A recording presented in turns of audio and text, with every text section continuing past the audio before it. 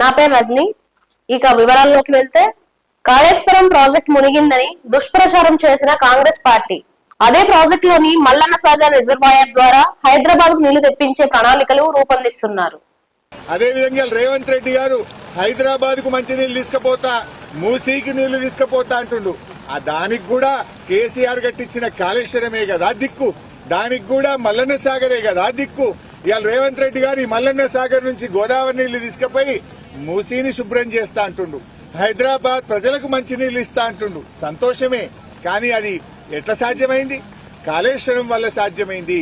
కేసీఆర్ కట్టించిన మల్లన్న సాగర్ వల్ల అనేది సాధ్యమైందనే విషయాన్ని ఇవాళ మీరు గుర్తుపెట్టుకోవాల్సిన అవసరం ఉంది. ఎన్నికల ముందు అబద్దాలు ప్రచారం చేసిండ్రు. 1,00,000 కోట్లు వృధా అయినాయి, కాళేశ్వరం కొట్టుకుపోయిందని మాట్లాడిండ్రు. మరిన్ని అప్డేట్స్ కోసం మా ఛానల్ ని సబ్స్క్రైబ్ చేయండి.